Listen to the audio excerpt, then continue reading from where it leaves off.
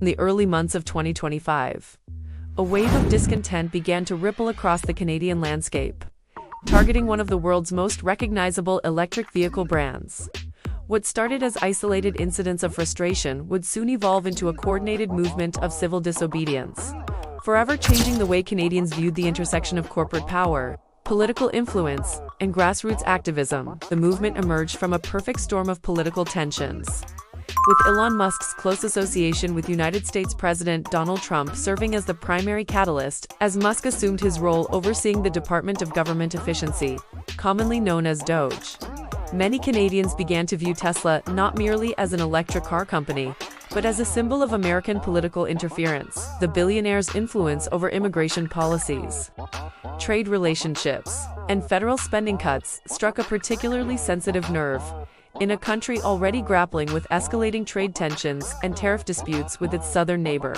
The genesis of what would become known as the #Tesla Takedown movement can be traced to the frustrations of ordinary citizens, who felt powerless against the overwhelming influence of tech billionaires in political affairs. Organizers emphasized that the Tesla Takedown is a peaceful protest movement, with official statements declaring they oppose violence, vandalism, and destruction of property. However, the reality on the ground would prove far more complex, as emotions ran high, and some individuals chose to express their anger through destructive means.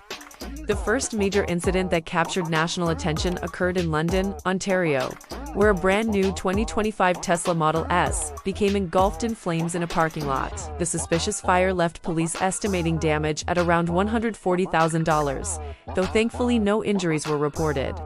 The image of the luxury electric vehicle reduced to a charred shell became an early symbol of the growing resistance movement, shared widely across social media platforms, and serving as a rallying cry for those opposed to Musk's political activities. Calgary soon followed with its own dramatic displays of anti-Tesla sentiment, as police investigated what they believed were two separate arsons linked to Tesla vehicles in the city within a single week. The incidents in Alberta's largest city demonstrated that the movement was not confined to any single region, but rather represented a broader Canadian response to what many perceived as American corporate overreach. The coordinated timing of these attacks began to raise questions about whether the incidents were truly isolated or part of a larger court-organized campaign. Hamilton, Ontario, would witness perhaps the most shocking display of vehicular vandalism in Canadian history, when upwards of 80 Teslas were damaged at a dealership on Hamilton Mountain, believed to be the largest vehicle vandalism reported in Canada against the United States company.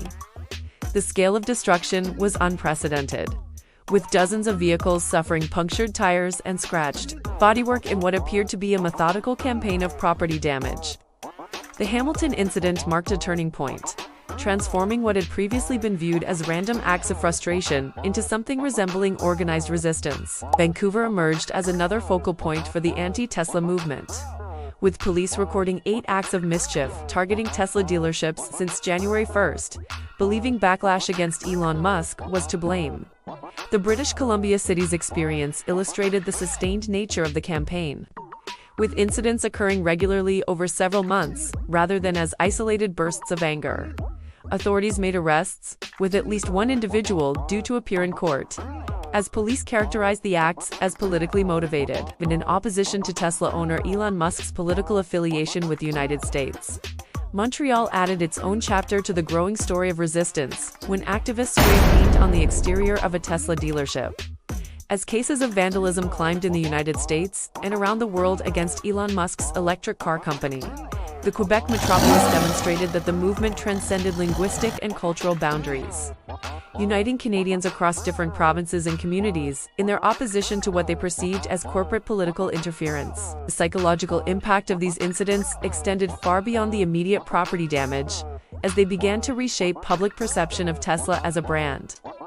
The Vancouver International Auto Show's decision to ban Tesla due to safety concerns represented a significant blow to the company's reputation, signaling that the backlash was affecting Tesla's ability to participate in major industry events. This institutional response indicated that the movement was achieving one of its primary goals, forcing businesses and organizations to reconsider their associations with Musk's enterprises. Law enforcement agencies across the country found themselves grappling with a new form of politically motivated crime, one that required careful investigation to determine whether incidents were coordinated or spontaneous.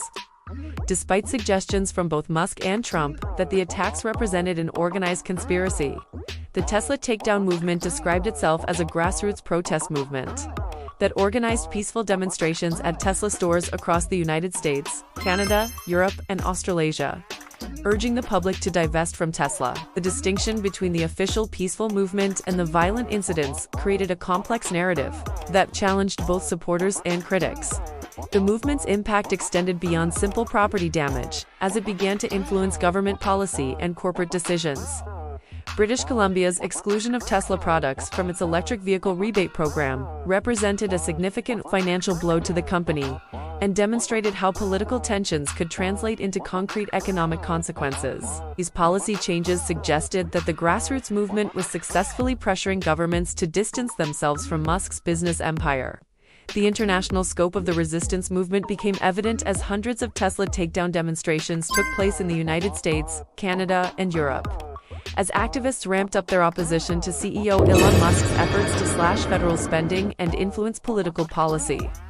The global coordination of protests on March 29, 2025, marked a significant escalation in the movement's organizational capacity, demonstrating that what began as isolated Canadian incidents had evolved into an international campaign of resistance. The emotional core of the movement stemmed from a deep-seated frustration with the concentration of power in the hands of tech billionaires, particularly those who used their wealth to influence democratic processes. Protesters expressed that they had been moved to act by Tesla CEO Elon Musk's interfering in politics and his role advising President Trump, who had recently imposed steep tariffs on Canadian goods, sparking an ongoing trade war and repeatedly suggesting Canada would be better off as part of the United States. This context transformed the Tesla brand from a symbol of environmental progress into a representation of American economic and political dominance. The legal response to the vandalism campaign intensified, as authorities worked to distinguish between peaceful protest and criminal activity. While 3 people faced federal charges in the United States for using Molotov cocktails to set fire to Tesla cars and charging stations, Canadian law enforcement focused on local prosecutions for property damage and mischief. The different approaches highlighted the varying legal frameworks and cultural attitudes toward politically motivated property damage in the two countries. As the movement continued to evolve throughout the spring of 2025, it became clear that the Tesla takedown represented more than simple vandalism or protest. It embodied a fundamental tension between corporate power and democratic values, between American influence and Canadian sovereignty, and between peaceful dissent and violent resistance. The lasting impact of these incidents would extend far beyond the repair costs and legal proceedings, fundamentally altering the relationship between multinational corporations and the communities in which they operate, while demonstrating the power of grassroots movements to challenge even the most influential figures in the modern global economy. The Tesla Takedown movement serves as a powerful reminder that in our interconnected world, corporate decisions and political alliances can have far-reaching consequences that extend across international borders. Whether you view these incidents as justified acts of resistance against corporate overreach or destructive vandalism that undermines the rule of law, one thing remains certain: the story of Tesla Takedown illustrates how ordinary citizens can mobilize to challenge even the most powerful figures when they feel their values and sovereignty are under threat. This ongoing saga continues to unfold, shaping conversations about corporate responsibility, political influence, and the delicate balance between peaceful protest and civil disobedience. If you found this deep dive into the Tesla Takedown movement informative and thought-provoking, please give this video a thumbs up and hit that subscribe button to Wes's Best for more in-depth analysis of current events, political movements, and the stories that are shaping our world today. Your support helps us continue bringing you comprehensive coverage of the issues that matter most.